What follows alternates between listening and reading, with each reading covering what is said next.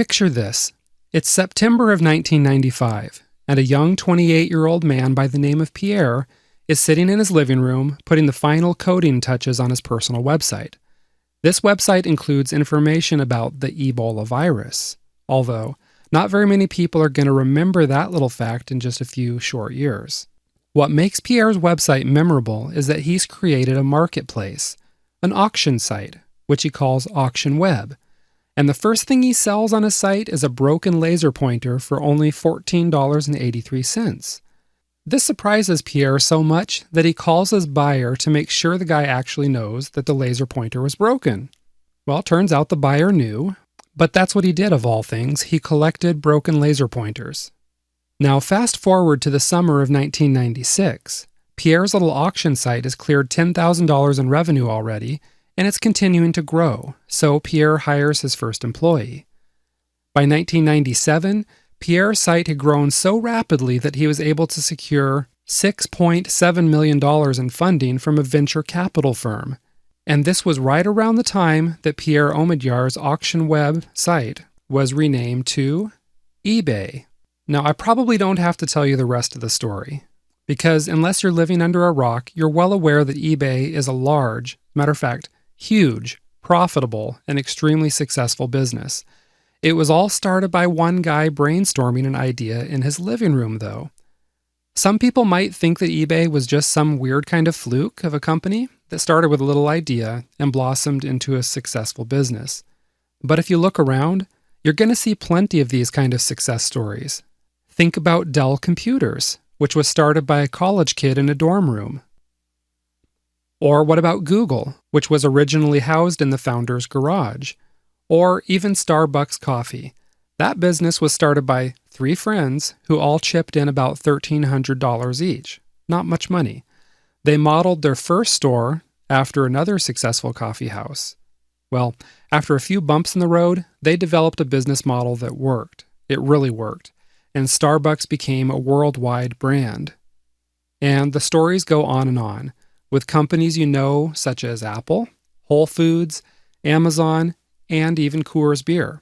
But the best part is that for every well-known business that started small and grew big, there are probably hundreds of stories from successful individuals who are doing the same thing. Now I know these examples are of massive billion-dollar-plus companies, but think of it. If a multi-billion-dollar company can get its start from one little idea, and an operation run out of a garage or living room even, then surely you can come up with $1 million idea. And here's the good news. There are plenty of people who've blazed the trail before you and proved that it could be done. You can do this too, and I'm going to show you how. You're going to learn the exact steps that people like Simon Hodgkinson and Jeremy Gislason take to quickly brainstorm, research, test, and develop profitable ideas.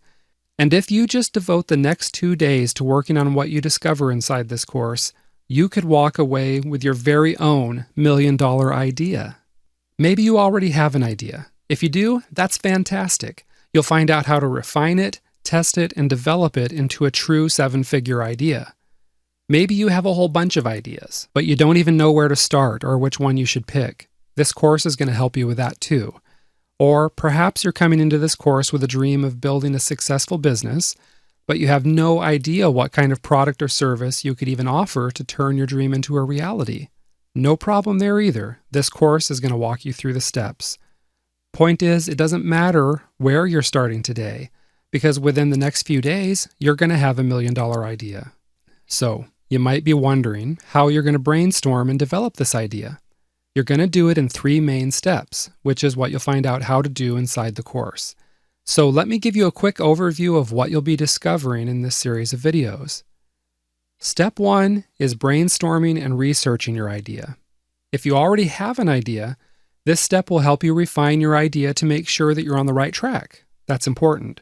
If you're starting from scratch, this module will work you through the entire process of brainstorming a great idea quickly and easily.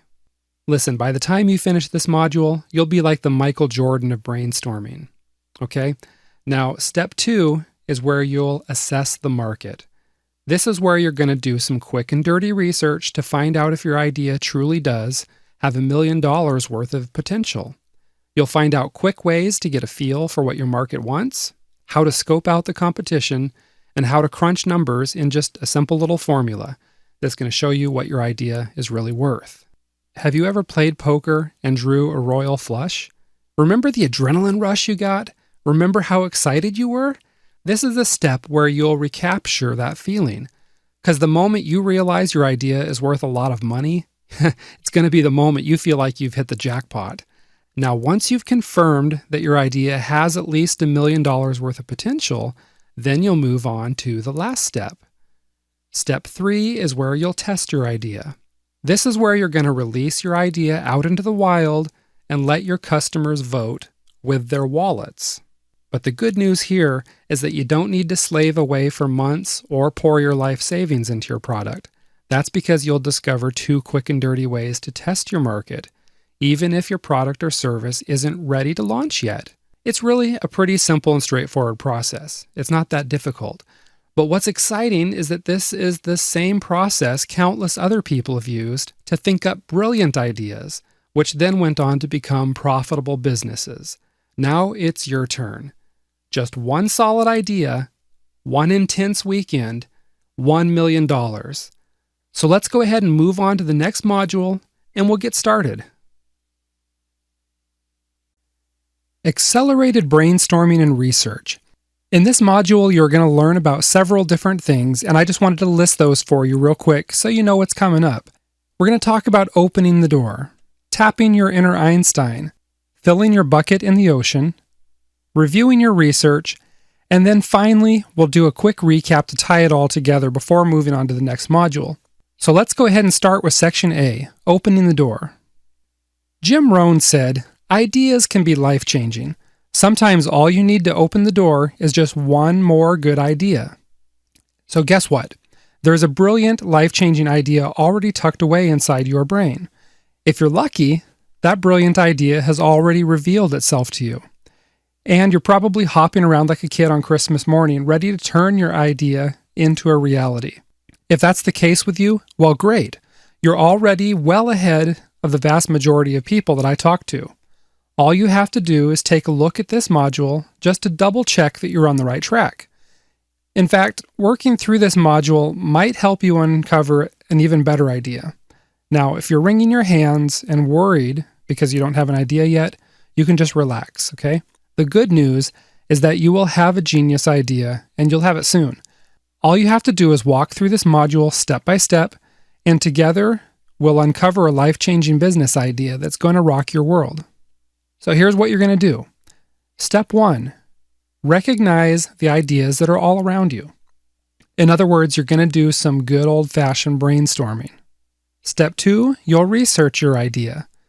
If you want to create a product or a service that's virtually guaranteed to sell like hotcakes, then you need to find out what your market is already buying. And then just give them something similar. That's what you'll do in this step. Step 3 is reviewing your research.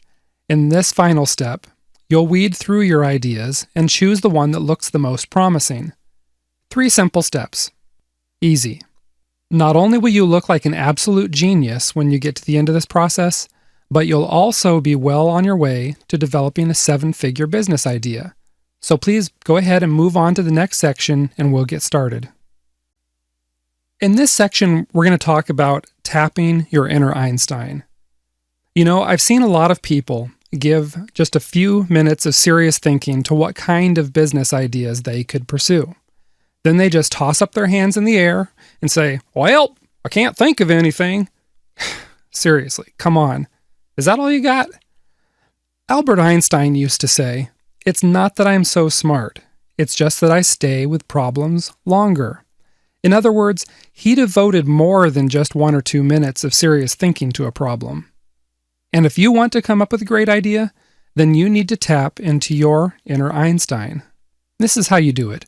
First, you need to decide who your customers are going to be. In other words, to whom are you going to sell your products and services?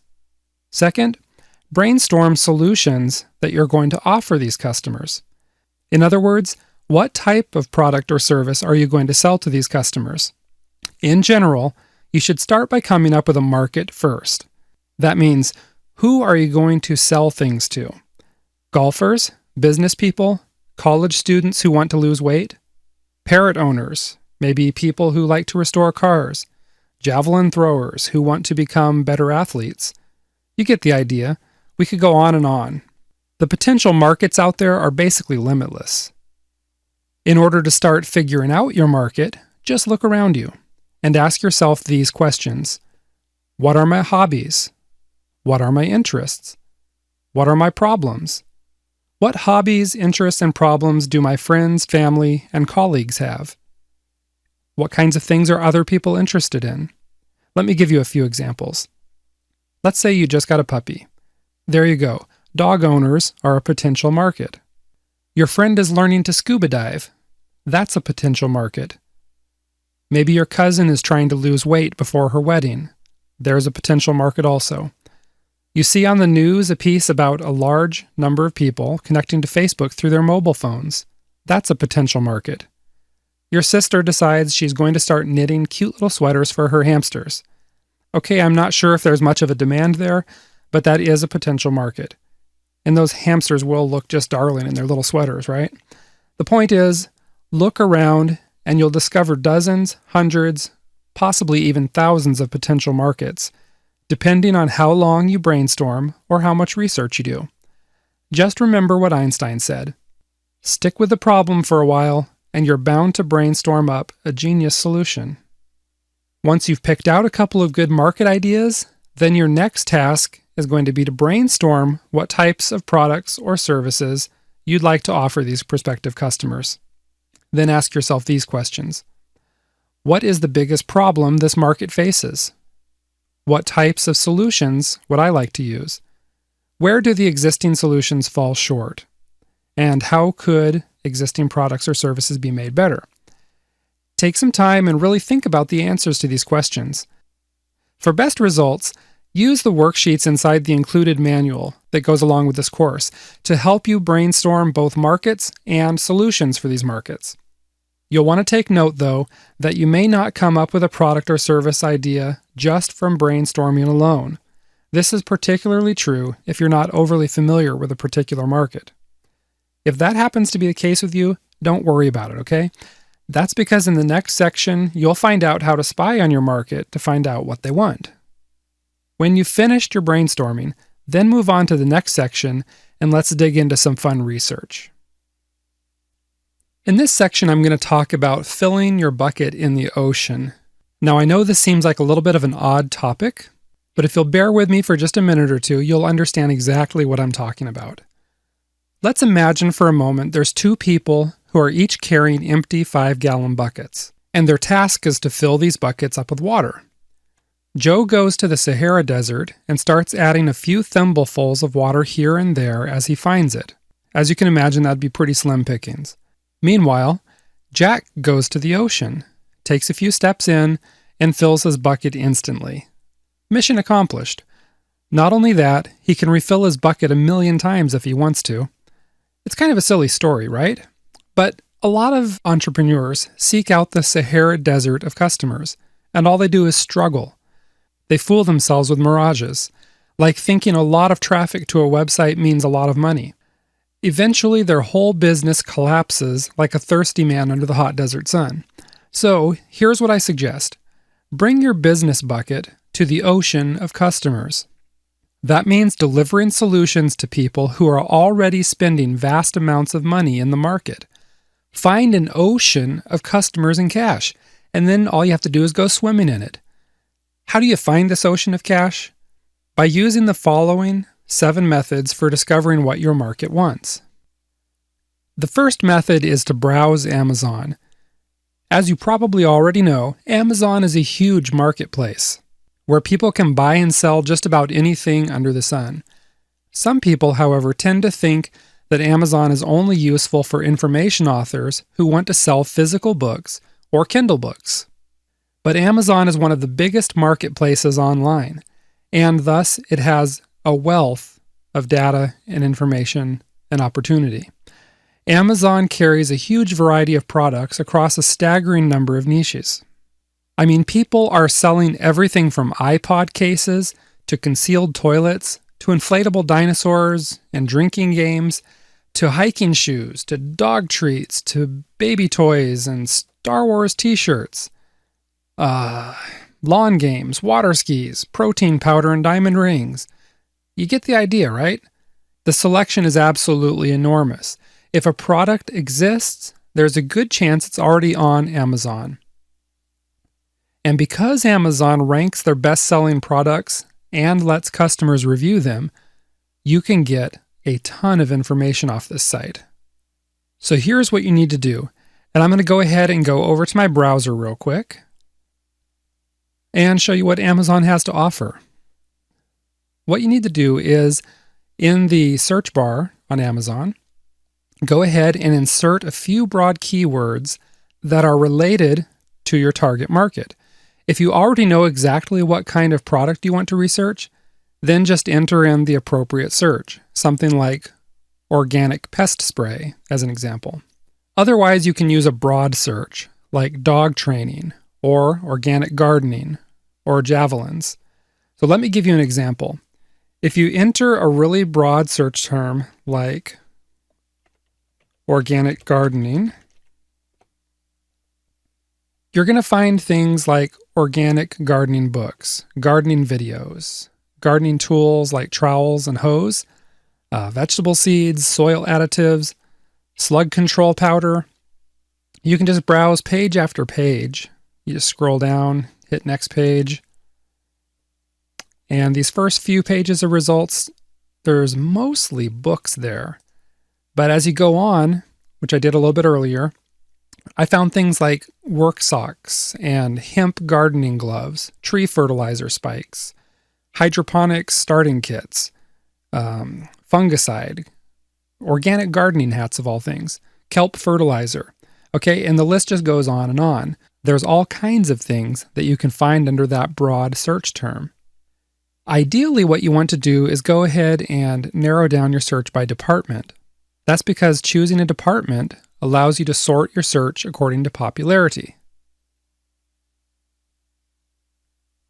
So for example, we'll go over here on the left and choose patio, lawn, and garden. And it's going to show you all the seeds, tools, fungicides, insecticides, and similar products. You're looking for two things. You're looking for best-selling products and also the customer's thoughts about these products. And all you need to do once you're in a department is sort by relevance, new and popular. Okay, that shows you some of the most popular items in that segment. And you can get an idea of how many of each of these items are selling by looking at their review ratings here. Each product has a 1 out of 5 star rating, and next to it there's a number. For instance, this flea trap, 1,249. That's not 1,249 sales, that's 1,249 reviews. And it's pretty well established that the amount of people who actually take the time to leave reviews is minuscule compared to the amount of sales. This says 1,249 reviews. The amount of sales could actually be 10 times, 50 times, even 100 times more than that. And obviously, you're looking for best-selling products because you want to know what your market is already spending their money on. As we've done, you choose your category to search in, then Amazon lets you sort those searches according to popularity like we've done here. Ideally, you should be looking for evidence that there is a buying market. If you see several of the same types of products competing in a niche, that's a good sign there's plenty of buyers. Let's take a classic example. Search for something like weight loss on Amazon. Let's take a peek at that. Well, there's not much in weight loss in patio, lawn, and gardening, so we'll scroll back to all departments for that. Okay, here's the results. You're going to find thousands, and I mean thousands, of books, diet aids, pieces of exercise equipment, and a whole lot more. That would be your sign that it's an enormous market. The second method for filling your bucket in the ocean is just finding out what eBayers are buying. eBay is another place where you can buy and sell really just about anything. You just type in your broad keywords to see what kind of solutions people are selling in your niche market. Let me go ahead and flip over to my browser again real quick, and we'll take a look at a couple of examples. Let's go ahead and look at a couple of examples for small dogs, okay? Small agility courses. We'll take a peek at that. And it shows 71 results here. Now, the trick here on eBay is not to just look at the current auctions. You can also click on the advanced search options and take a look at the completed auctions. And I'll show you my process for looking at those here in just a second. But what we're looking for is items with a lot of activity and items that always or almost always sell. And for small agility courses, I'm not real excited seeing the number 71 up there. I see some t-shirts. I see one dog agility course for small dogs and some items that are related to that, some jumping things, some books. Okay, that's not telling me there's a whole lot of market, at least on eBay, for this kind of item. Maybe I'll go ahead and refine my search just a little bit. We'll call it small dog agility course singular. See if that gives us anything better. No, it still comes up with 71. And let's take a look at the sold and completed listings and see if anything more has been going on there. Sold listings 0. That's not good. Let's look at completed. Also 0. Okay, this example, there's just nothing there. Don't waste your time pursuing niche products that there isn't already activity in the marketplace for. And really, you want a lot of activity, not just a little anyway. So let's uncheck completed auctions, go back to the live auctions, and try something a little different here. How about small dog clothes? Okay, now we're talking. We've got 13,800 and something live auctions. Okay. You got all kinds of sub options for searching different types of small dog clothes. And again, we'll want to look at the sold listings and completed listings. Let's look at completed first.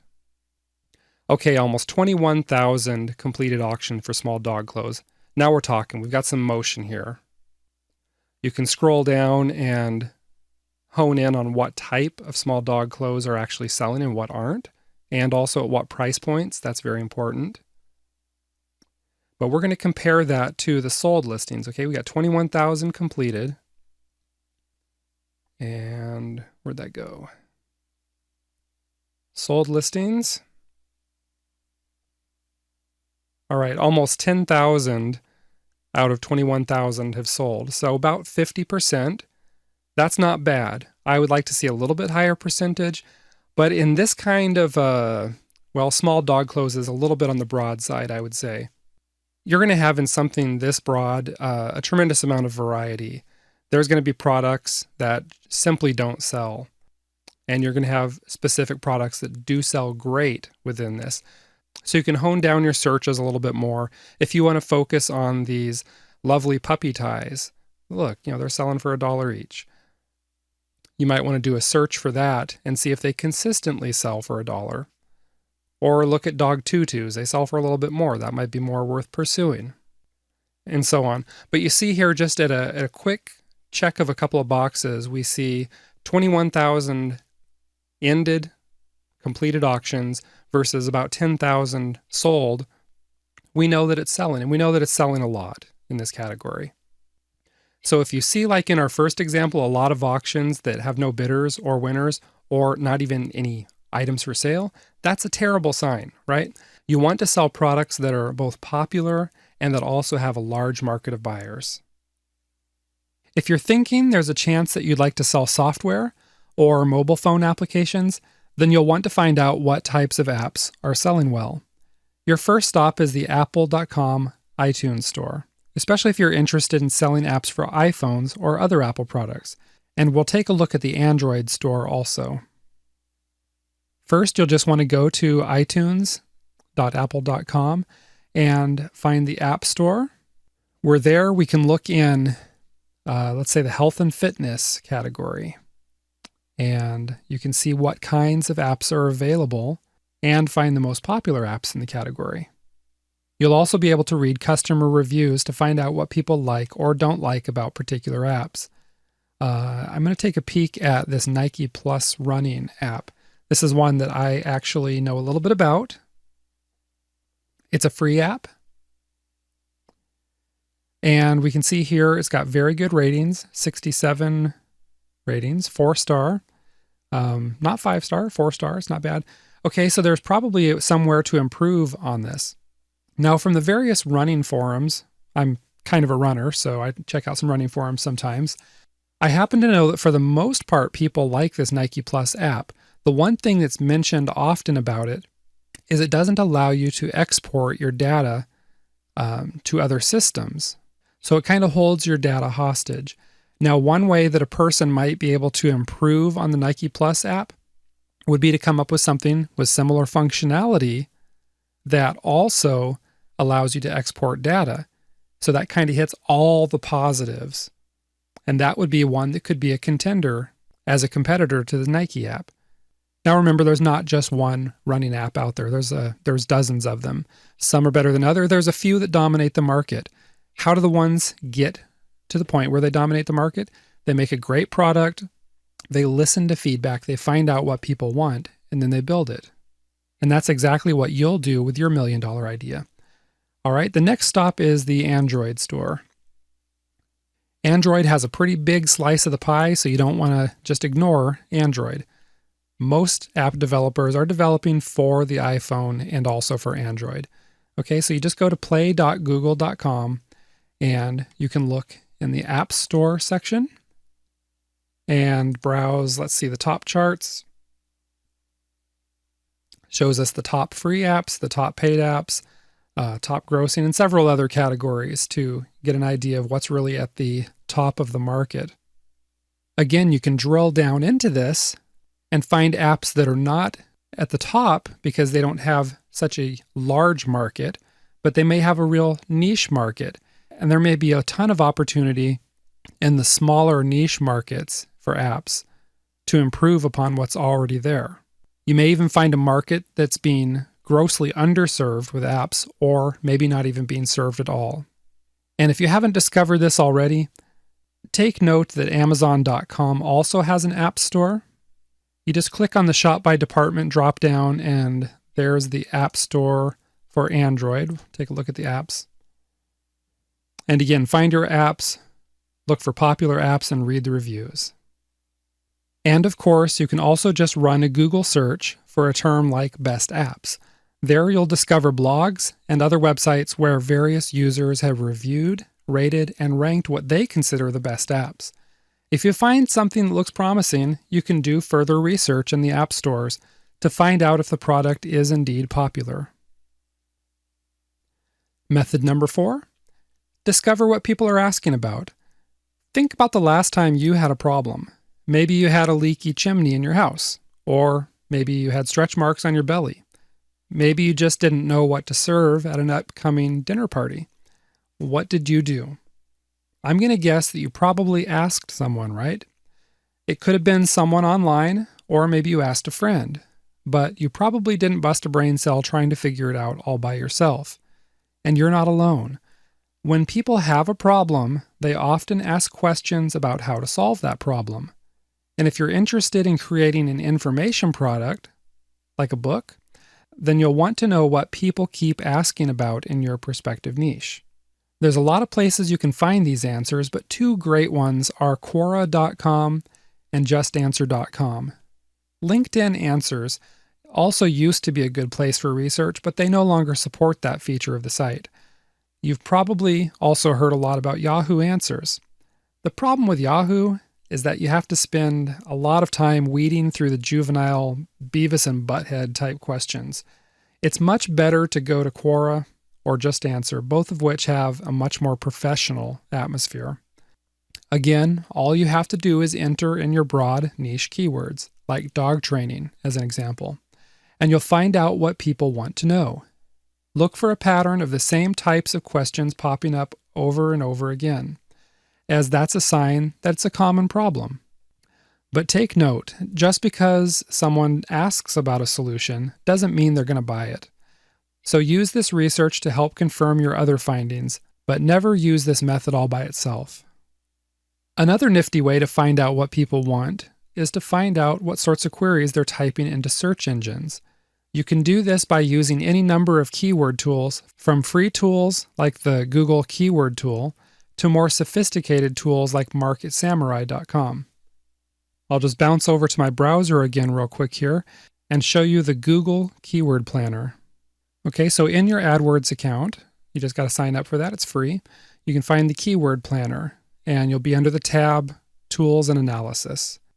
And we're just going to do a search for new keyword and ad group types. Okay, once again, just enter your broad keywords into the tool and let the tool show you what people want. Be sure to enter in multiple similar terms. For example, entering both lose weight and weight loss into separate queries will give you a better picture of the overall market. We'll click ideas there, it'll bring it all up.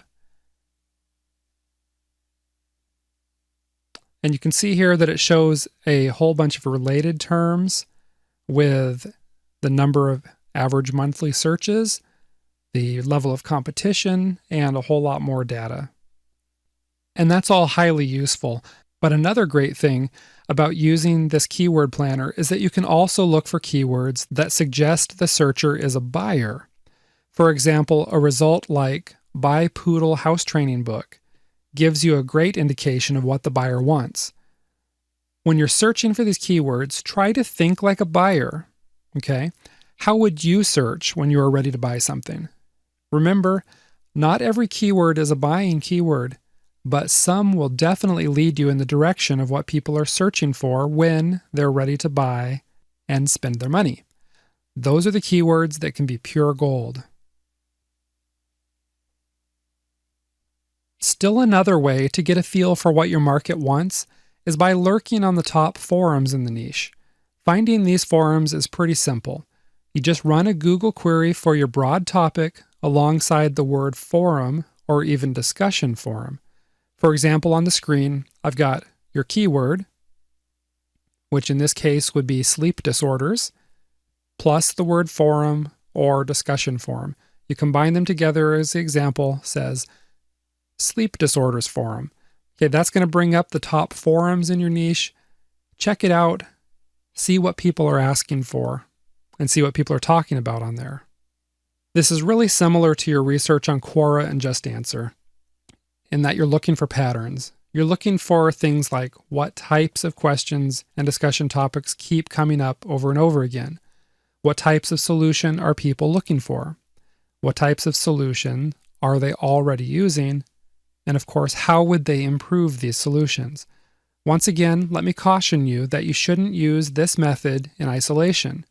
Instead, use it to confirm your other findings. The seventh and final method for finding out what your market wants is, wait for it. That's right. You just ask them. Now, it's true that what people say they want and what they actually buy can be two different things. However, you can certainly survey your market in order to confirm your research. You can ask them about what types of solutions they're seeking, what solutions they're already using, what they like and don't like about those solutions, and what they would like to see in a product or service. If you don't have your own blog or another website, then you can use instant.ly to gain access to 12 million plus consumers that are sorted by age, gender, and other demographics. This service has good social networking integration, and its most basic services are free at this point. Once you've completed both your brainstorming and research, then you'll want to take a few minutes to review your research. That's what you'll find out how to do in Section D, and I'll see you there in just a minute. Section D, reviewing your research. Now, before I go any further, I want to remind you of something important. There's a manual that accompanies this course, which includes worksheets to help you with the previous brainstorming and researching steps. Please take some time to complete the worksheets as these tools will help you complete this process more quickly and easily. Some people complete these steps and only have a couple viable options, but most people end up with more ideas than they could pursue in a lifetime. In the next module, you'll find out how to assess these different ideas in order to determine which ones seem to be the most viable for you. However, if you're starting out with quite a few ideas, then you may want to whittle down your list a little bit to save time later. To do that, ask yourself these 3 questions about the ideas on your list. Which ideas seem to have the most profit potential at a glance? These are the ideas that seem to have a large, eager market and plenty of products and services being offered to the larger market. Okay, which ideas personally excite and interest you? Which ideas leap out to you as good possibilities? While you're primarily looking at these ideas in terms of profit potential, it's obviously helpful if you personally like the idea. I mean, you're going to be joined at the hip to this idea for a while. We might even say you're going to be married to this idea. You wouldn't get married to someone who looked hideous and then you couldn't stand to be in the same room with for more than 5 minutes, would you? Of course not. Likewise, you don't want to get married to an idea that has your stomach turning and reaching for a sick bag, so choose wisely. Now rank your ideas from best to worst, based on your answers to those questions. When you start assessing the viability of your idea in the next module, you can start with the best idea on your list and work your way down until you find your $1,000,000 business idea. Let's recap where we are in the next section, and then you can move on to the next module. Alright, here we are at section E, the recap of our module. Over the last several minutes, you've learned how to recognize the great ideas that are all around you, how to research those ideas, and how to review those ideas to create a short list. So whether you came to this course with a burning idea, or you didn't even have a clue where to start, at this point you should now have at least one, if not several, viable ideas. It's getting kind of exciting, isn't it? If you like what you've uncovered so far, then you're really going to enjoy the next module, and that's because you're going to find out if your idea really is a 7-figure idea. So, stretch a little bit, take a deep breath, and then jump right into the next module. Here we're going to talk about verifying your $1,000,000 idea quickly and easily. And you do that by putting your idea under the microscope. You've got an idea, right? And if you're anything like me, this idea feels like it's just coursing through your veins. It's hopping you up with adrenaline, and I bet it's going to cause a few blissfully sleepless nights as you lay awake because your idea excites you so much. But before you unleash this idea into the wild, you need to scrutinize it a bit more. And as author Elizabeth Peters said, I have learned that particularly clever ideas do not always stand up under close scrutiny. In other words, maybe it's time to slap your idea on a glass slide and put it under the microscope. At this point, you can probably just imagine a bunch of MBA grads sitting at a table, wearing those silly pocket protectors, doing an old-fashioned SWOT analysis. There's nothing wrong with that. It works for them, right? But for you, speed is key. We want to develop your idea and release it into the wild as soon as possible. And that's not going to happen if you take the time to write up 100 pages of analysis. There is no need for you to spend months analyzing and researching. Okay, you just don't have to do all that. Because with the internet, you have everything you need right at your fingertips, just with a few clicks. You can do some quick and dirty analysis in just a couple of hours, and that means you can develop your idea in a quick weekend, and I'm not kidding about that. You see, you're not just looking for clever ideas. If you want clever, you could just look at how people get their 15 minutes of fame on YouTube, and usually it has a cat involved. You don't need much more than that. But that's not exactly what you want. What you're looking for are ideas that are potentially $1,000,000 ideas. And in order for an idea to turn into a 7-figure sum, you need to find out if there are a group of proven customers who are willing to exchange their cash for your goods or services.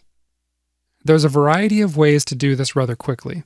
These include researching with keyword tools, tapping into Google's tools, using Facebook's tools, checking out the competition, and determining the value of your prospective customer pool.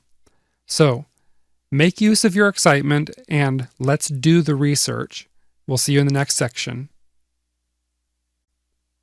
Are you ready? It's time to stalk the search engines. Back in the last module, you used a keyword tool like the Google Keyword Planner or Market Samurai to find out what types of products and services people in your market were looking for. Now it's time to return to the keyword tool to find out how many times people in your market are searching for your specific solution. So what you need to do is go back into your favorite keyword tool and think about what types of queries people might put into a search engine to find your solution. Let's take a basic example. Let's suppose you decided to create an organic spray to get rid of aphids or other garden pests. You might look at search terms such as get rid of aphids, how to kill aphids, how to keep aphids out of the garden, destroy aphids. Yeah, destroy the aphids. Organic pest control, and other queries such as these. I'll go ahead and flip over to my browser again, and we'll look at the Google Keyword Planner for a couple more details on this. In our example, you've decided you wanted to create an aphid spray. So to narrow it down further, you'd want to look for queries that indicated the searcher was looking specifically for a spray, as opposed to a book or something like that. For example, you may look for search terms. Let's use aphid spray, buy aphid spray, and how about buy organic insecticide. Let's see if I got that spelled right. Looks good. Let it load up here. And here we've got some direct results for things like aphid spray, insecticides, spray, pesticides. Okay, what you're looking for here is a large market, which will be indicated by a large monthly search volume. We'll talk about specific numbers and what to do with them in a later section of this module. But first, check out the next section to find out if your market is holding steady, trending upward, or declining. As I mentioned in the last segment, we're going to talk about tracking traffic trends. It's not hard to do, but let's think for a moment why we would want to do that. Just imagine that you've decided to visit a racetrack and bet on the ponies. You look at the race lineup and you spot a horse named Tipsy Toesy. Since you've imbibed a few pre-race beers and are feeling a little tipsy yourself, you figure it's gotta be a sign, right? So you drop your life savings on Tipsy Toesy. I'm going to say that'll never happen, right? You'd never drop your life savings on a horse, at least not without thoroughly doing your research to make sure this horse is on a winning trend.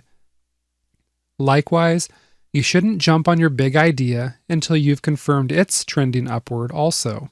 That's why you'll want to take a look at Google's traffic trend tool. And you'll find this tool at google.com/trends. Google used to offer two tools, Google Trends and Google Insights. However, these tools have now been combined under one umbrella, which is called Google Trends. And that's what we're looking at on my browser here. As the name suggests, this tool shows you how specific search queries have been trending over the past 9 years.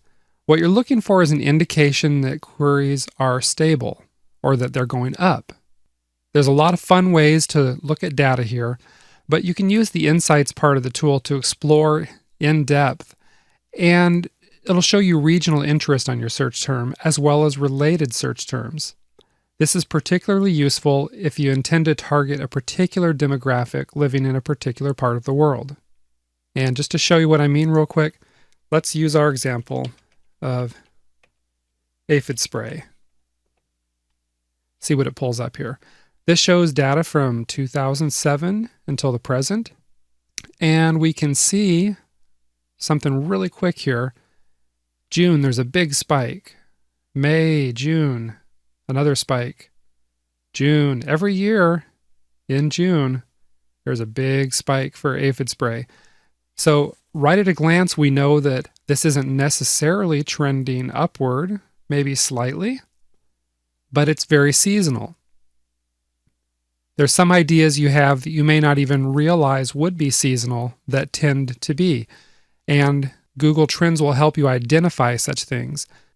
Obviously, before you jump into your big idea, you're going to need to know if 90% of your sales come in June and you've got nothing coming in at all for 8 months of the year.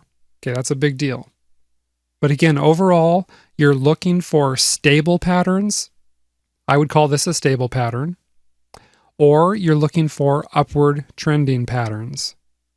If you want an example of what a declining trend would look like, just think about typewriters or video rental stores. There are entire industries that decline over time or even have become completely obsolete as technology takes them over. You want to be on the front end of something when it's growing, not on the back end when all the money's been made and it's drying up on the vine. Okay, lots of great info here. So meet me in the next section where you'll discover another powerful way to take a peek inside your market. As I'm sure you already know, Facebook has an absolutely enormous amount of data on their users. But did you know you can swipe Facebook's data? That's what we're going to talk about here.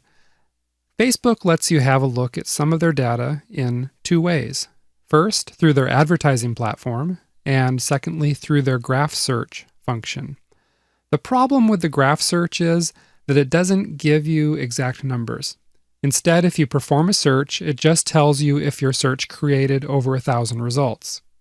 That can be helpful. That will show you if your target market is way too narrow. However, it won't show you if you have a big enough target market to support $1 million business. So let's go ahead and take a peek at their advertising platform. And first things first, you've got to be logged in order to view this information. So you'll need to have a Facebook account. You probably already do. If you don't, go ahead and sign up. And then you just go to facebook.com/ads. And that'll bring you to a page that looks something like this. Okay? What you want to do is go ahead and click on create an ad. I'm actually not going to create an ad. I'm just getting in here to look at their data. It's going to ask you what kind of results do you want for your ads. And I'm going to say clicks to website. And we'll use good old example.com. If you are actually creating an ad right now, you can go ahead and load images in here, the type of text you want it to say, but we're going to go down to audience to do a little spying on Facebook's data. This advertising platform is powerful because it shows you the reach you'd have if you'd placed an ad on Facebook. With this audience tool, you'll be able to get an estimate of the Facebook audience who is interested in your topic. For example, if you're interested in targeting just women who like cats, then your potential audience is over 12 million people. Okay? If you wanted to target men and women who are interested in golf, and we'll take cats out of there, you've got a potential audience of over 16 million people. Okay, these are both huge. Now we know golf is an absolutely enormous market. Just according to Facebook, over 54 million people have expressed interest in pages that are related to golf. And the 16 million number comes from how many of those people might actually see your ad of the 54 million. So numbers like that are just way too big to work with. So you would want to go ahead and narrow it down. We can use something like golf carts. Okay, now that makes a much more manageable number. You know, we're over 1,000, so we've got a decent sized market here. Potential reach, 8,400 people. Now we're talking. And at this point, you can go ahead and drill down and more narrowly focus your target market based on location, age, gender, male, female, their broader interests, such as golf carts, Or you can even choose like golf carts and, let's say, lizards for fun.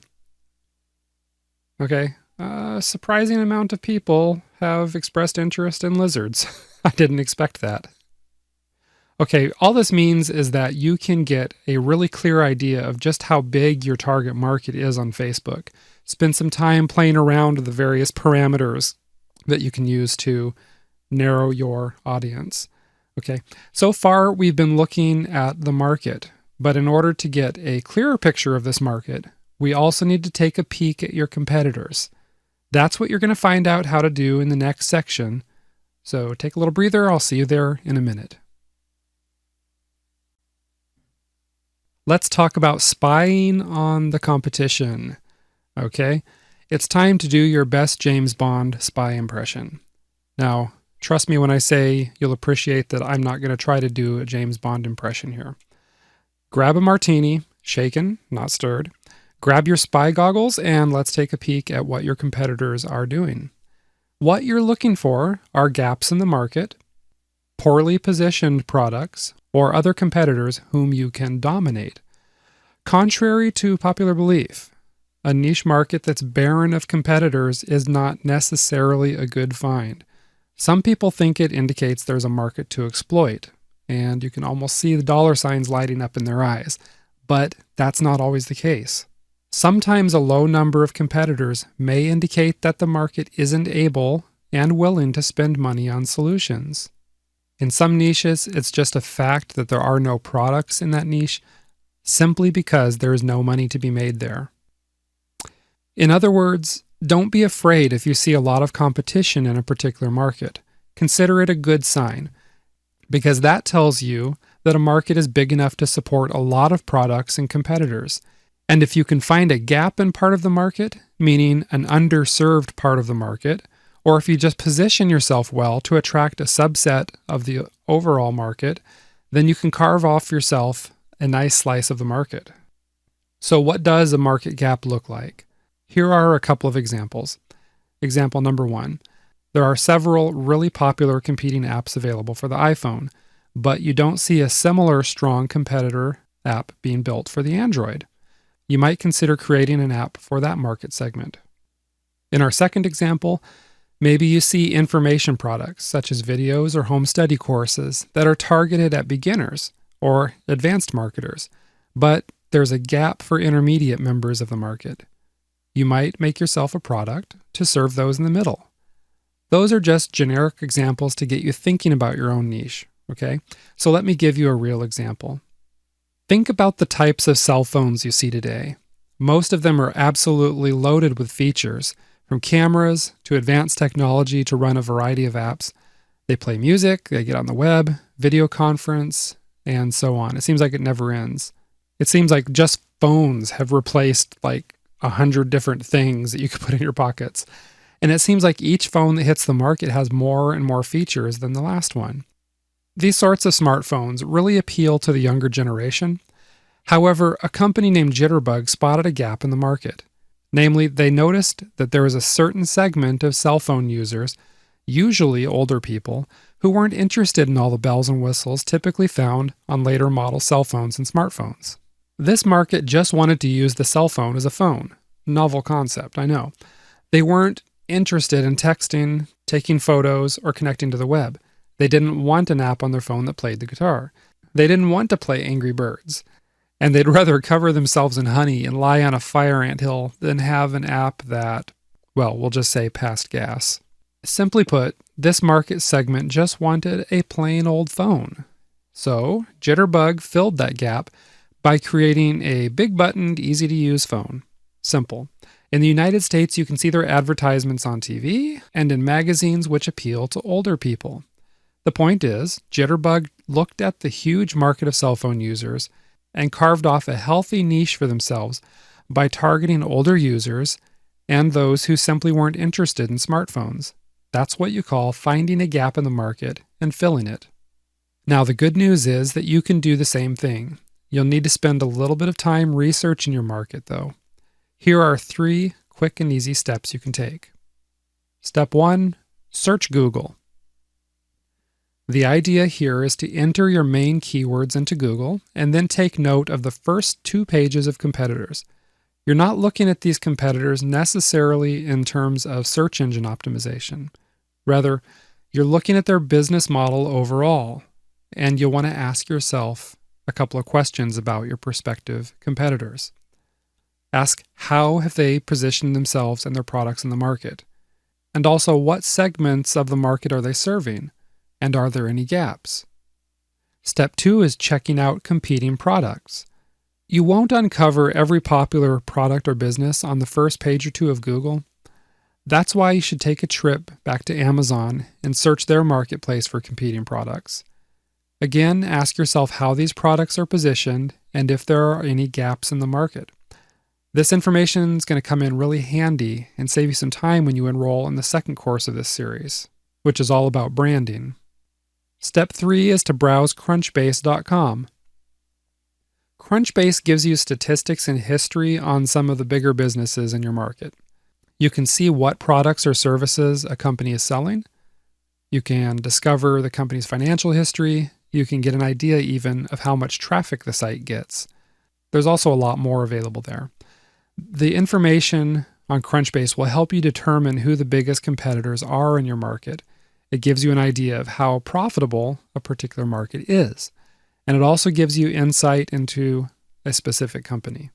If you really want to replicate success, then study your competition using this tool and the steps mentioned above. Okay? Over the last few sections, you've been gathering a lot of information with regards to your competitors and the niche markets they're serving. Now in the next section, we're going to pull all your research and data together to find out if you truly have a 7-figure business idea. See you there in just a minute. Earlier I mentioned the traditional way of starting a business, which includes tedious research and analysis such as the SWOT analysis. And as I mentioned, there's nothing really wrong with this sort of analysis, except that it just takes way too long. What we want to do is spend a few hours at the computer, crunch a few numbers, and make a quick decision about whether you have a 7-figure business idea or not. So set aside the idea of spending weeks analyzing the market potential. Instead, just grab a calculator and let's figure it out right now. I know, you were hoping this course wouldn't require math, right? Well, the good news is that you don't have to do anything hard, like figure out when 2 trains will meet if one leaves New York City with a tailwind and the other leaves Los Angeles with a hefty load of sumo wrestlers. We'll leave that for somebody else. So no worries. Instead, we'll crunch numbers in 3 easy steps. And these are step 1, you estimate the prospect pool. Step 2, you estimate the value of this market as a whole. Step 3, you estimate how much this market is worth to you.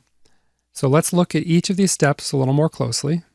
What you're going to do for this step is take some of the data that you uncovered in the preceding sections.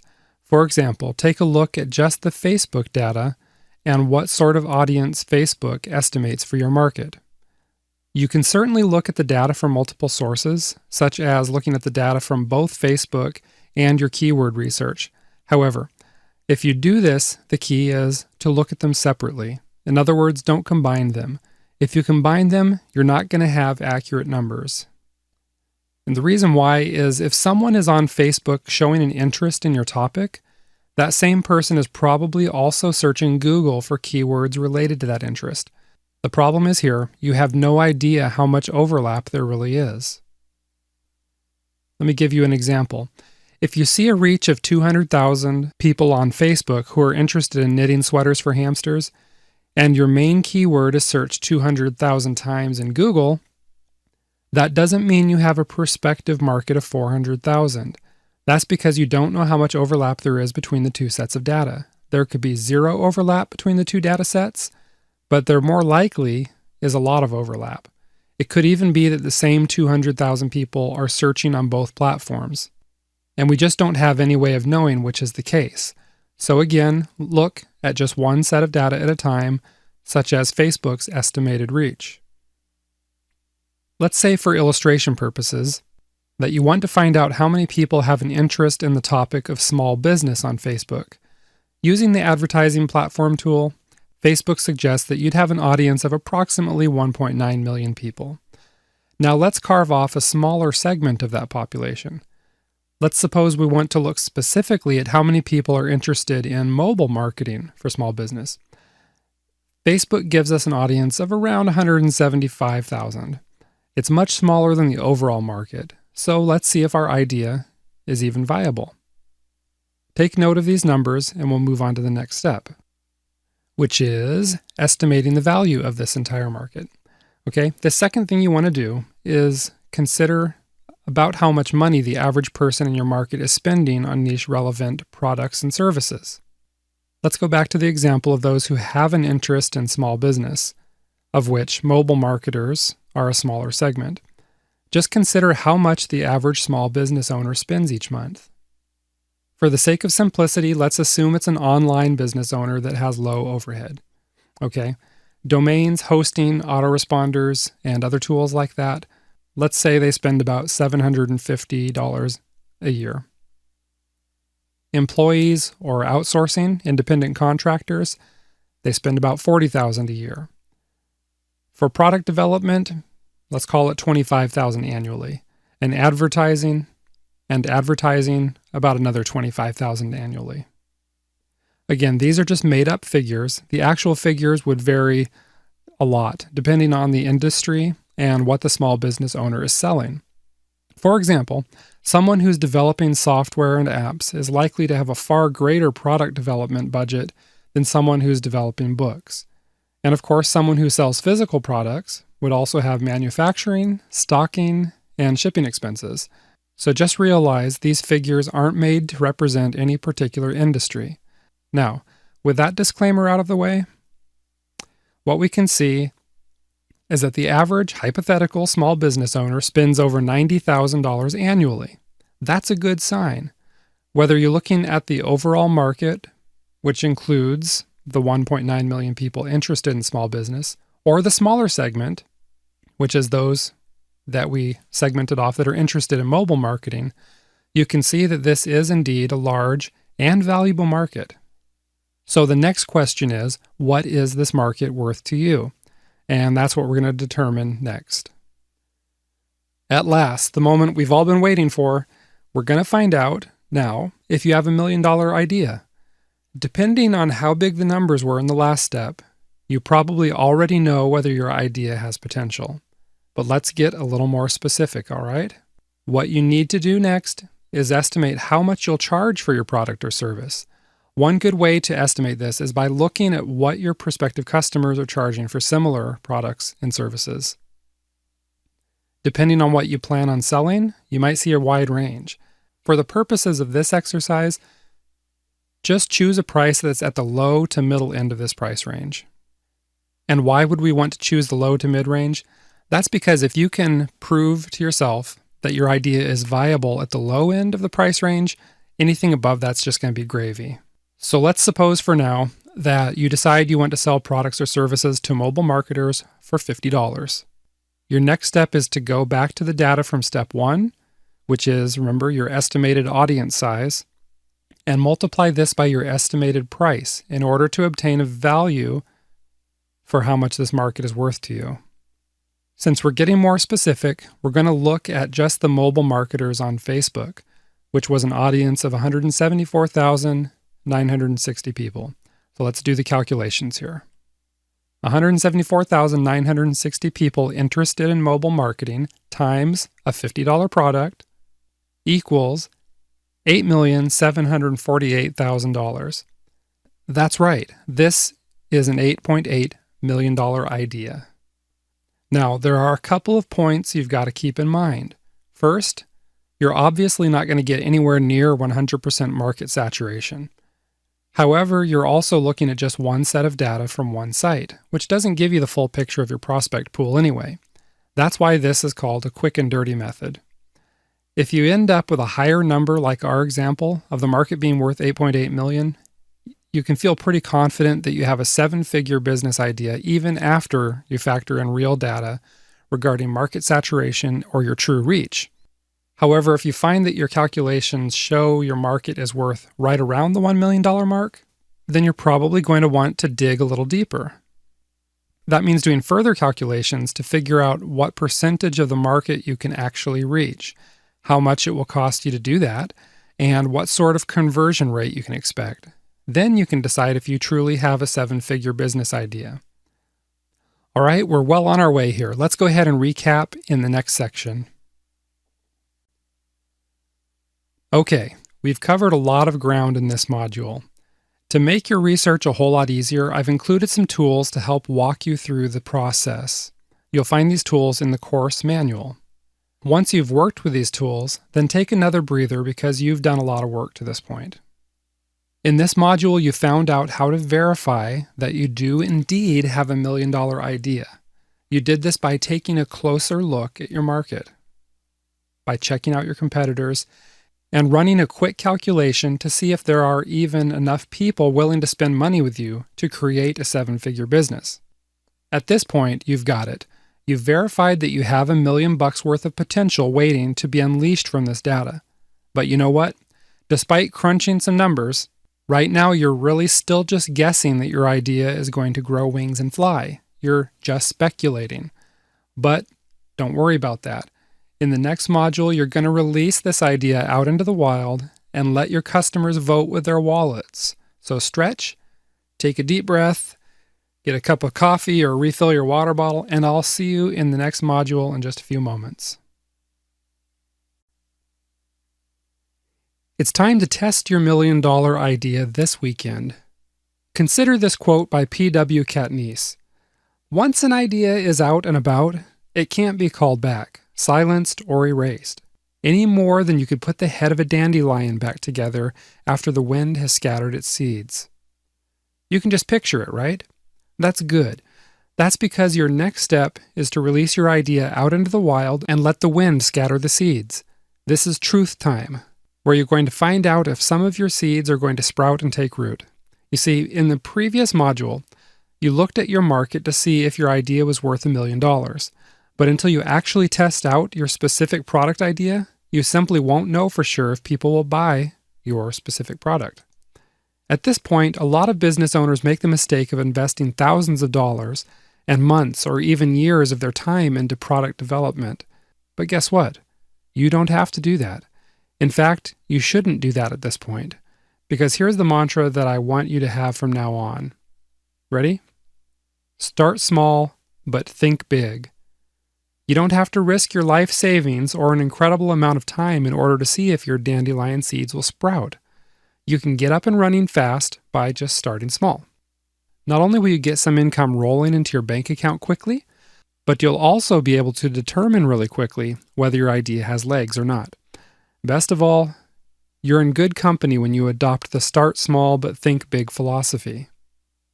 If you need an example, look no further than Steve Wozniak and his friend Steve Jobs, who together started the Apple company in Wozniak's garage. These two guys built a computer and then approached a retailer about selling their personal computer. The retailer ordered 50 units. Wozniak and Jobs were broke at the time, so they had to order the computer parts on credit in order to fulfill their first order. They started small with just one order, but Wozniak and Jobs thought big, which is why Apple dominates the market the way it does today. Or we can take another example of two entrepreneurs, Simon Hodgkinson and Jeremy Gislason.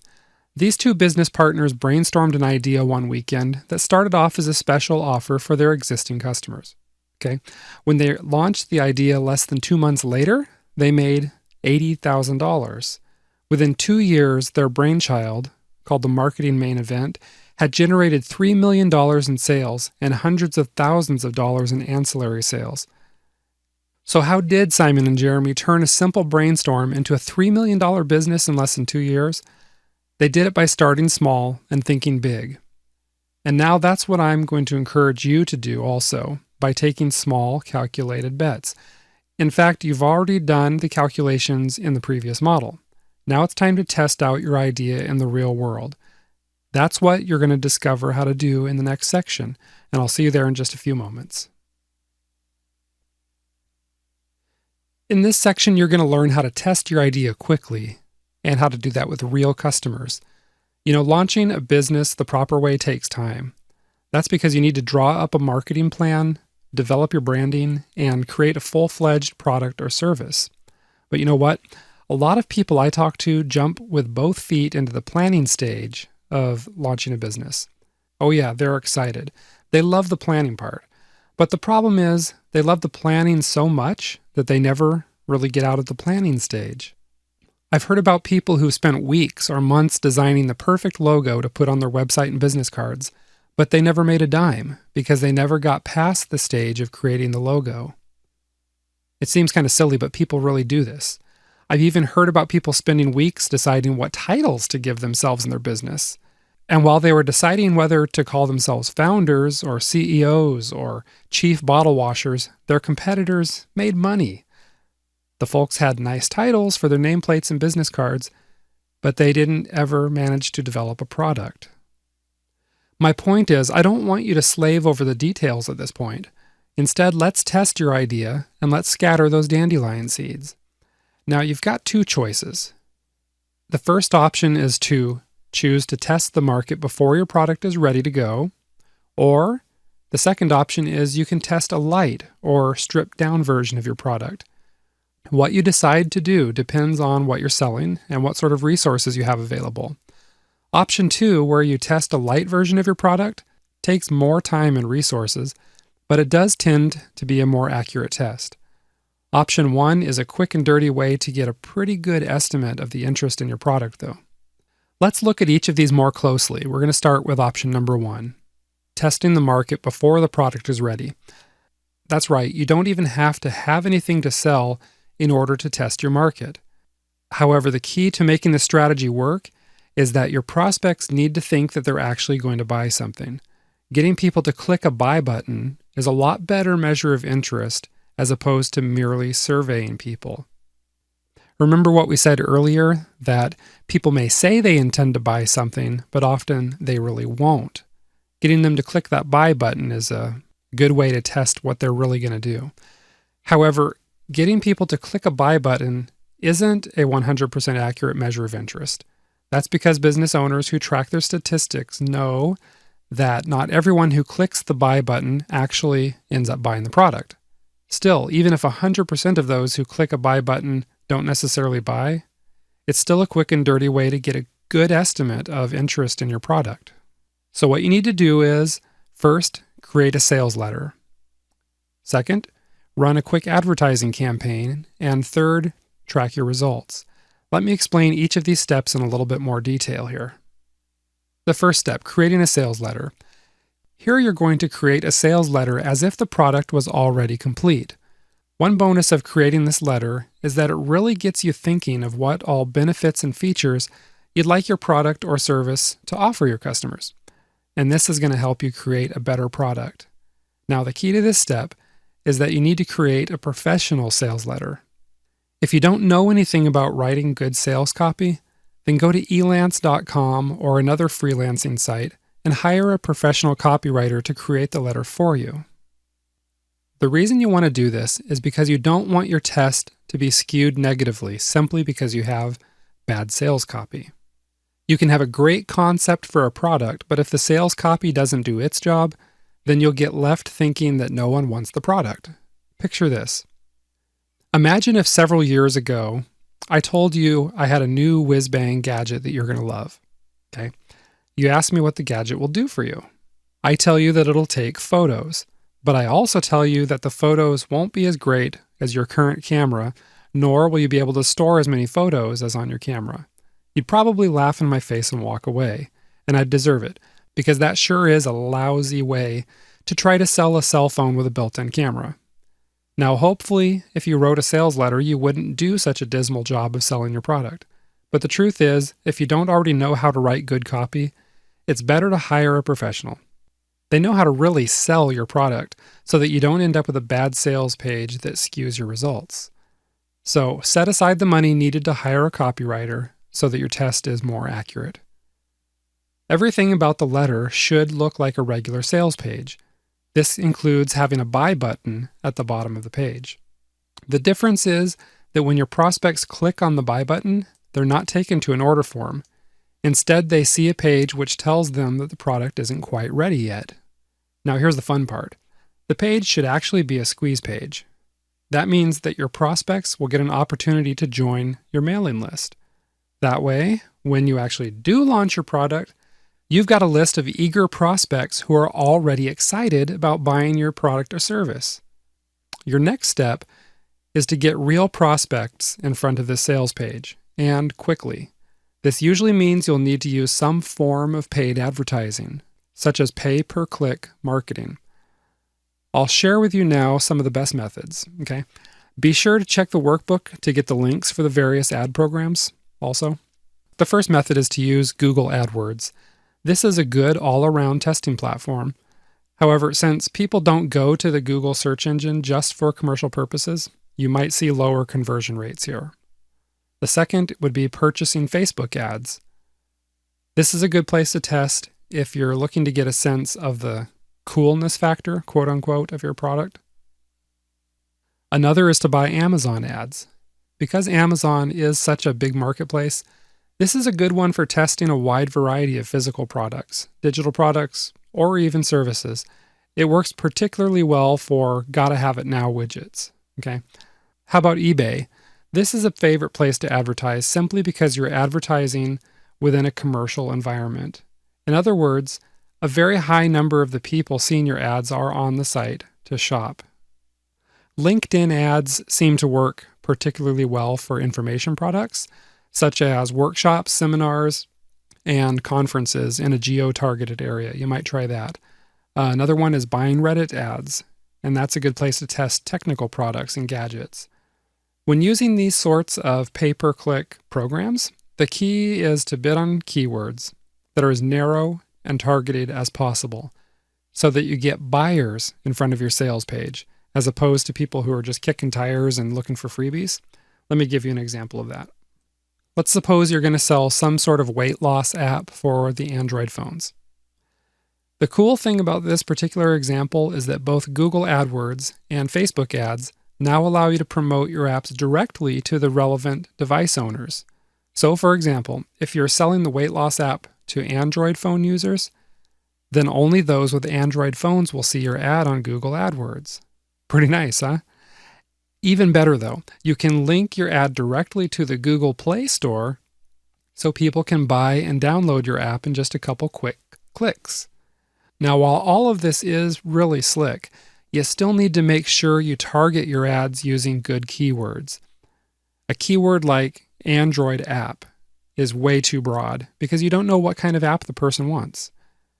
A keyword like free weight loss app is no good either, because that's a query from a freebie seeker, not a buyer. A good example of a keyword is something like weight loss Android app, which specifies both weight loss and that it's for Android. If you mention something in your ad about the app being affordable, then you also are taking it an extra level in weeding out the freebie seekers. One additional note, you might want to make it clear in your ad that your product is a paid product. This helps you further target your promotion so that you're attracting buyers rather than the freebie seekers.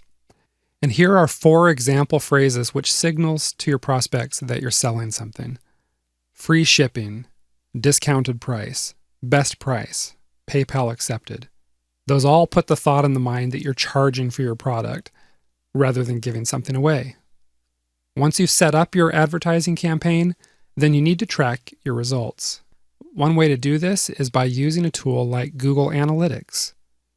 You'll count each click of the buy button as a potential sale.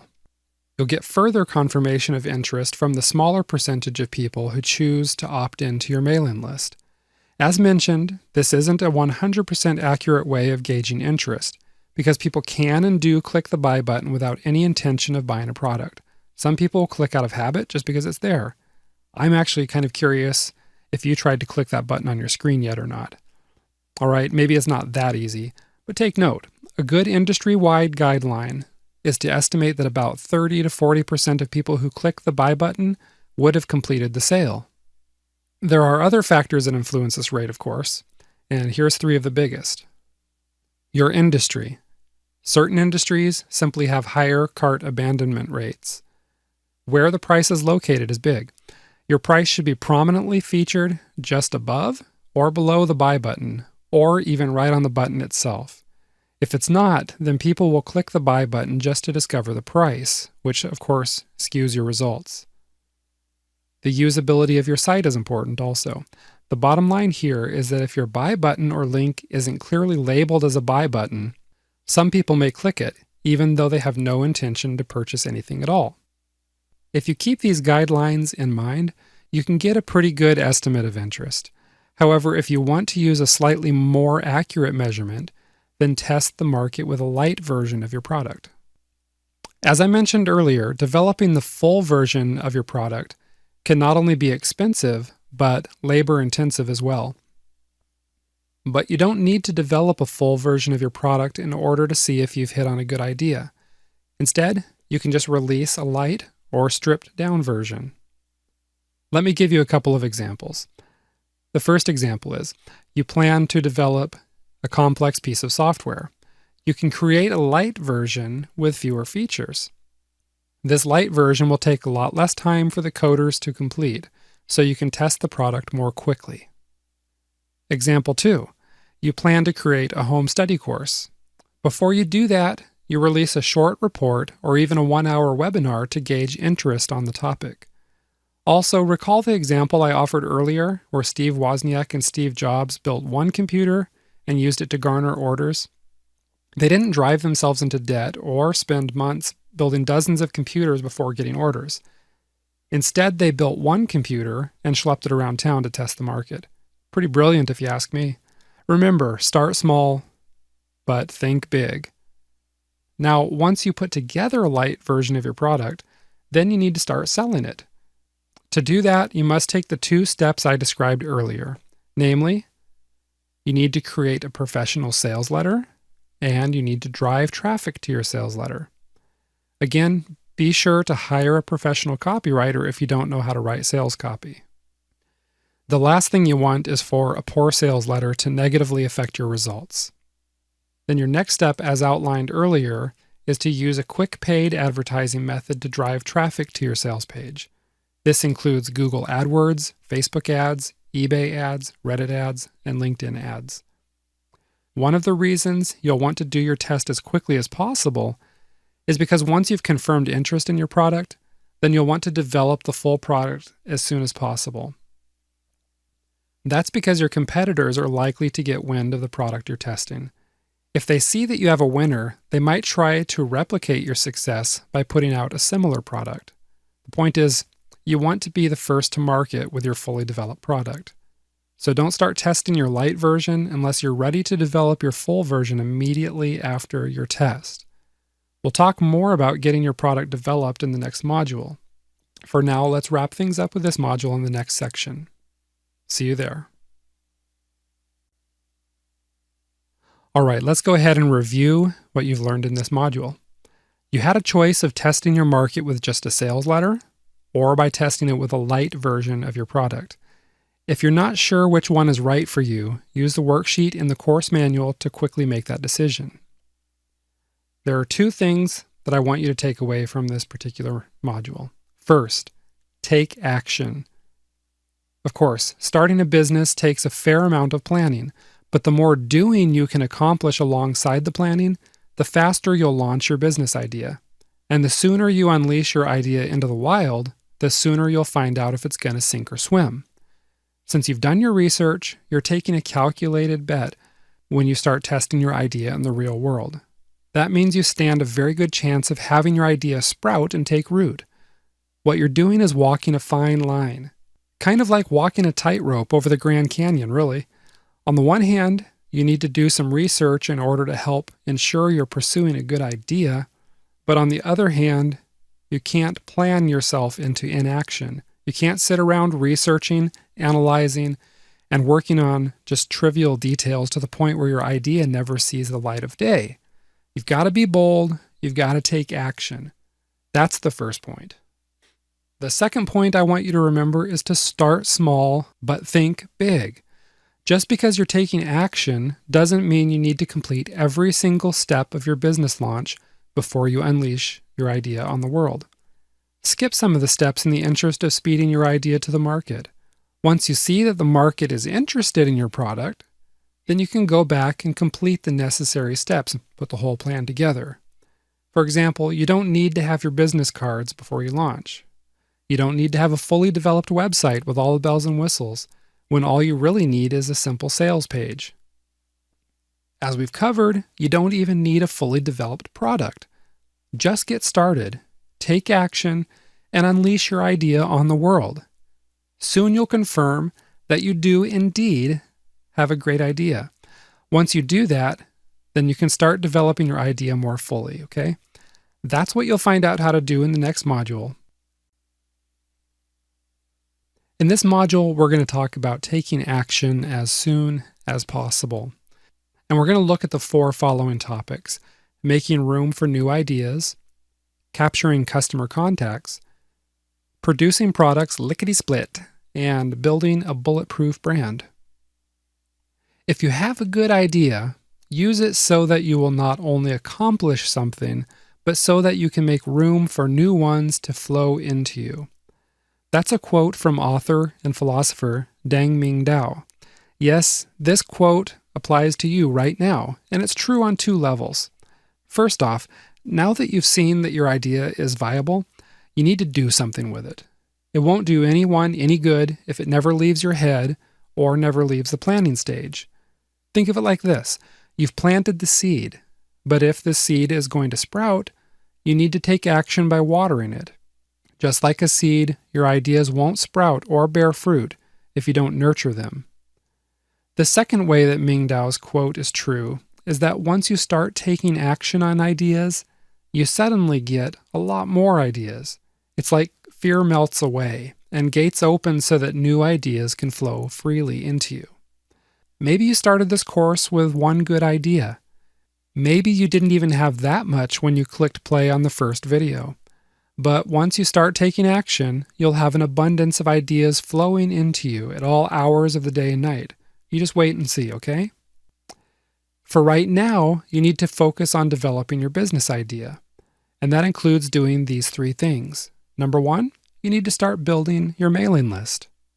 That way, once the product is ready, you have a list of warm leads to whom you can sell your new product. Number 2, of course, you need to create the product. And this is where so many people get stuck.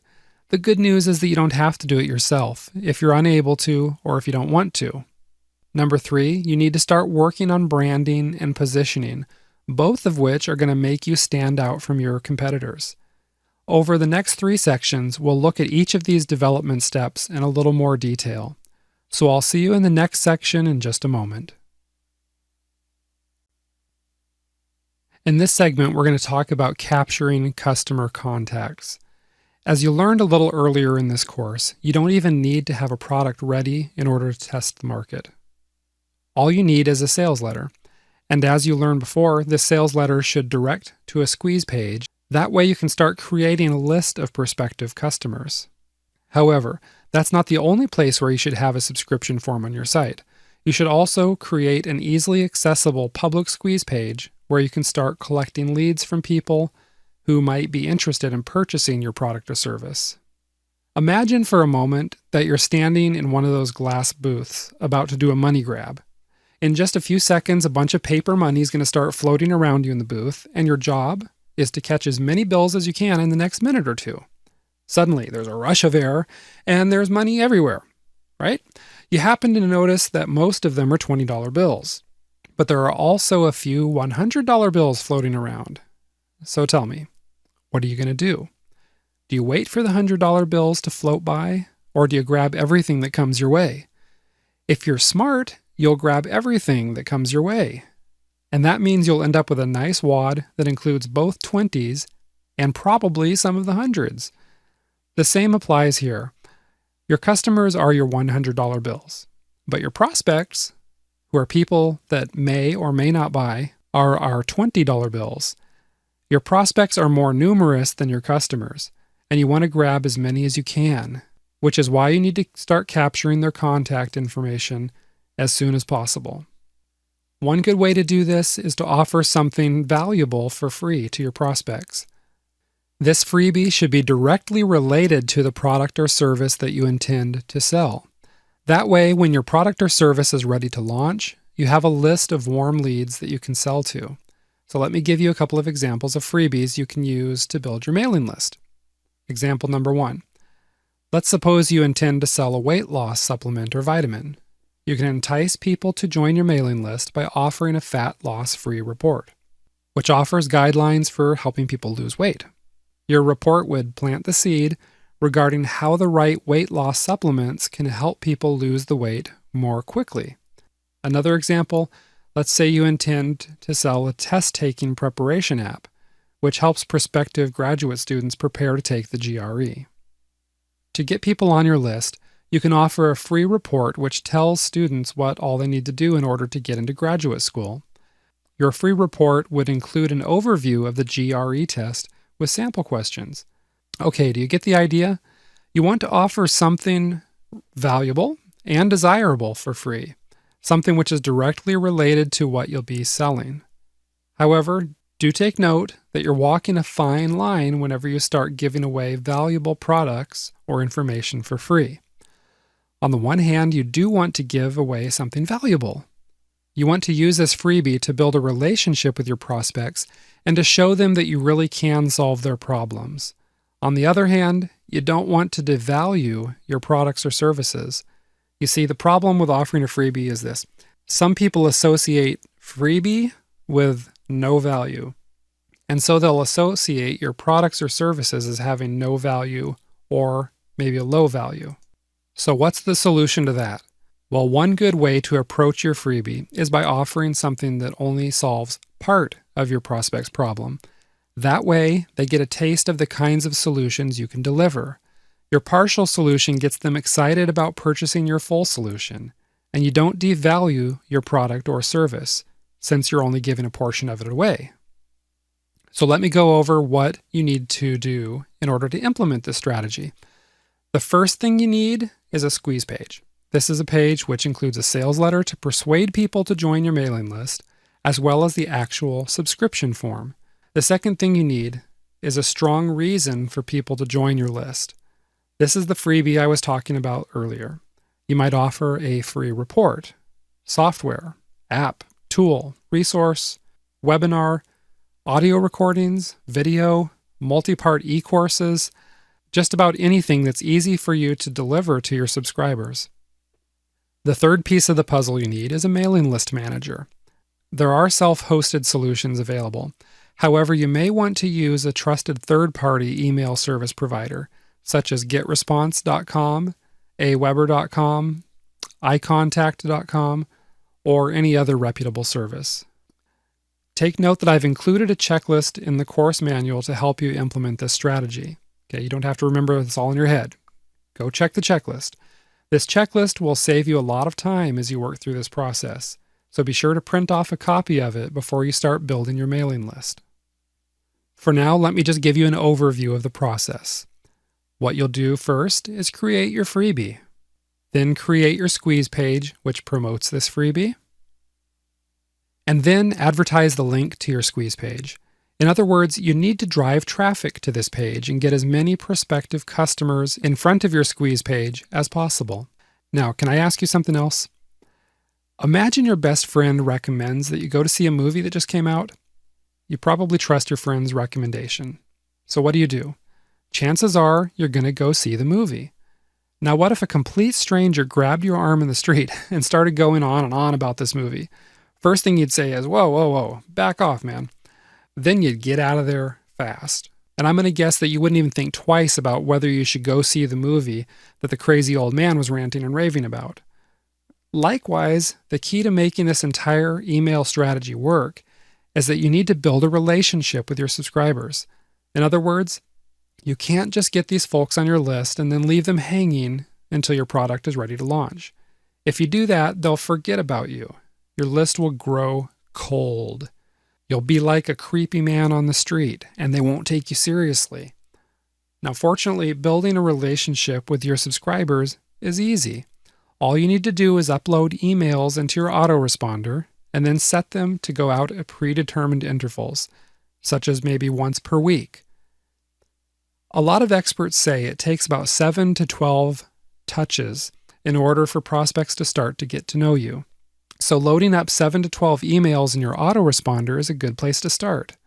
You can have the first 3 or 4 messages go out every few days at first, and then you can settle into a once per week mailing. Now the next question. What should you be sending in these emails?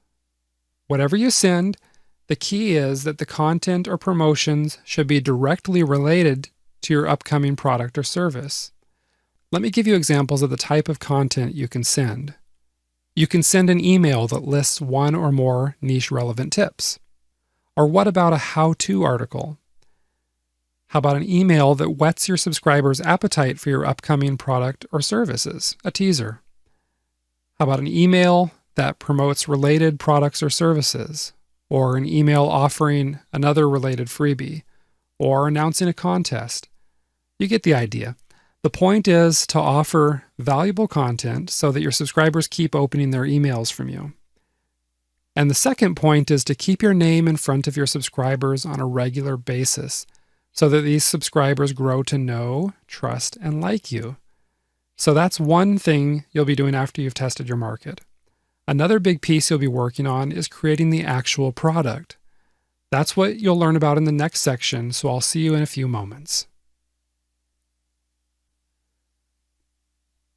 Producing products lickety-split. You'll recall that earlier I told you that it was important for you to develop your product quickly. That's because your competitors might get wind of what you're working on, and the truth is, they might be working on something similar anyway, even if they know nothing about your product. So either way, you want to get your product to market first. Obviously, I don't know what you're developing, so I can't give you tips that are specific to your particular project. However, I can offer you these general tips and guidelines. The first tip, like I've said before, is remember that you can start small. Depending on what you're working on, you can release it in stages. In other words, you don't have to wait until it's completely done before you put it on the market. For example, if you're creating a membership site with multiple features, you can open the site early and charge a smaller fee. Another example, if you're creating a multi-part course, you can release chapters or single videos one at a time as you complete them.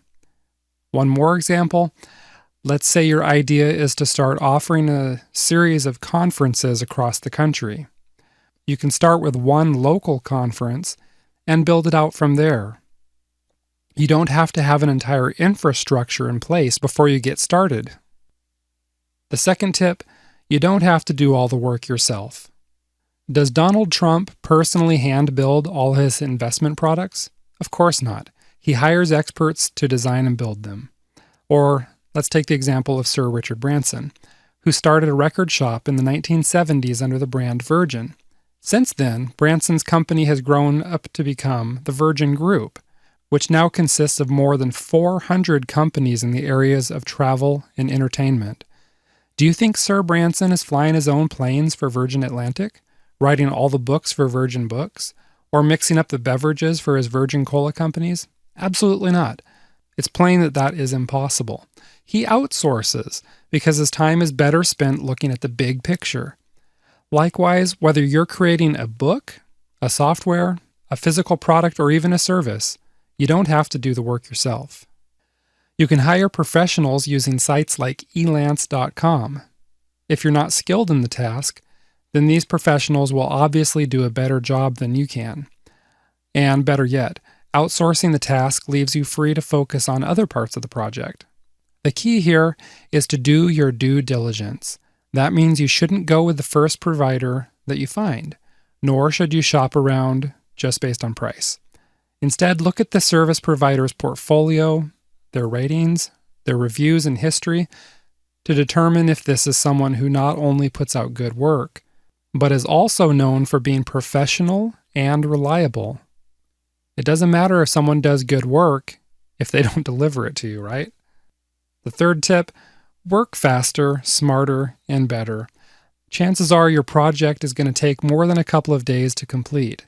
And that means if you work smarter, faster, and better, then you'll save yourself a lot of time, money, and frustration. Now, while you're working on putting your product or service together, there's one other thing you need to take into consideration. That is, branding. That's what you'll learn about in the next section, so I'll see you there in a few moments.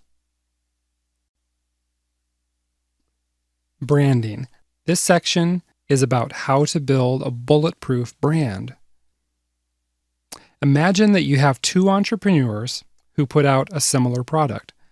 These two entrepreneurs are equal in every way. Their products are equal. They advertise in the same places.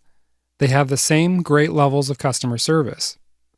Maybe they both enjoy initial success, but over time, one business owner's product sales continue to grow, while the other sees declining sales. Any guess at all what may have caused the difference? In a word, branding. You see, some business owners skip over the idea of branding their products or businesses. Generally, there are two reasons why people neglect branding. The first reason people neglect branding is because they favor short-term sales over long-term gains. Building a brand takes an investment of time and money. A lot of business owners use their resources for direct sales in the short term. However, a good branding strategy pays off dividends over the long term. Just think about your own shopping habits or your friends' shopping habits. You'll see it's true. If you're about to buy something like laundry detergent, with all else being equal, you're probably going to buy the brand you already know and trust. The second reason some people neglect branding is because they simply don't understand it. Many people think branding has to do with coming up with a slogan and a logo. But branding is so much more than that. Branding is about creating a feeling. For example, Rolex is built on a brand that's all about wealth, right? About power and sophistication. People will drop $20,000 on a watch just to have that feeling. Or look at something like baby products. Baby products are often branded based on feelings of love and security. Parents buy the brand that makes them feel like they're providing both extra love and security for their little baby. The point is, you're not creating this product as a short-term moneymaker. Are you? No. You don't want to just shove a few dollars in your pocket for a couple of months and then move on. Instead, you want to build something that lasts. You want to make an impression on your prospects and customers. You want to give your prospects and customers a reason to buy from you. That's what branding and positioning can do for you. So what I suggest you do first is go back into spy mode and look up your top competitors. Then ask yourself, what kind of feeling are they trying to convey to their customers? Then think about what type of feeling you'd like to convey to your customers. That is, how do you want them to feel when they're using your products or services? Secondly, ask yourself how your product packaging, slogan, colors, logo, copy, and everything else can help to convey this feeling. Let me give you an obvious example here. Okay, if you sell baby products and you're looking to convey a feeling of love and family, then a bright gold and black color scheme is not going to help you with that goal. Instead, you'd look to softer colors, such as soft pinks, blues, yellows, greens, and other pastel colors. Again, keep in mind that branding is not just about colors and logos and slogans. It's about creating what? A feeling. Your colors, logos, and slogans are just tools that help you create that feeling. As you might suspect, this is a huge and extremely important topic. That's why we've created a complete video course that focuses entirely on this topic alone. Inside that course, you'll discover everything you need to know about building a brand that helps you crush the competition and virtually guarantees your long-term success. So what's the bottom line here? If you're building a business for the long term, then you can't afford to ignore branding. Now, let's go ahead and do a quick recap, and I'll see you in the next section. Let's tie it all together, and this won't take long. Getting an idea and testing it really gets the blood pumping and the adrenaline flowing, especially when you realize you're sitting on a 7-figure idea. Once you figure that out, though, then it's time to roll up your sleeves and get to work. And as you just learned in this module, you need to do 3 things. Number 1, you need to start collecting leads. Don't make the mistake of waiting until your product is complete before you start looking for prospects. Did you hear me? Find them now, get them on your mailing list, and start building a relationship with them. Then you'll have buyers lined up on the day you release your product. Number 2, you need to create the product or service. You need to do it well, but you also need to get it to market quickly. That's why outsourcing is often a good choice. Number 3, you need to start building your brand. That's because your brand is going to seep into everything you do, from the way you create your product, to the way you package it, to the design of your site. In fact, even the way you answer a customer service inquiry is going to be influenced by your brand. So it's a good idea to establish your brand somewhat early in the process. We're almost done. We've only got one module left. So go ahead and watch it now. We'll see you in just a moment. All right, you did it. Now it's time to wrap it all up. Victor Hugo said, "There is one thing stronger than all the armies in the world, and that is an idea whose time has come." That's where you're at right now. One solid idea, one intense weekend, $1 million. You've thought up the idea, you've scrutinized it to make sure it has $1 million worth of potential at a minimum, and if you haven't already done so, soon you will test your idea by unleashing it on your market. It's an exciting time. You might be living on pure adrenaline for a few weeks. Your idea is going to take almost an obsessive hold on your mind as you start refining it, developing it, working on it, but that's the key. You need to take action. Your idea will just remain an idea if all you do is think about it. And that wraps up this course. You've got your idea, so your next step is to figure out your branding and start building your business. This is where it gets fun and profitable.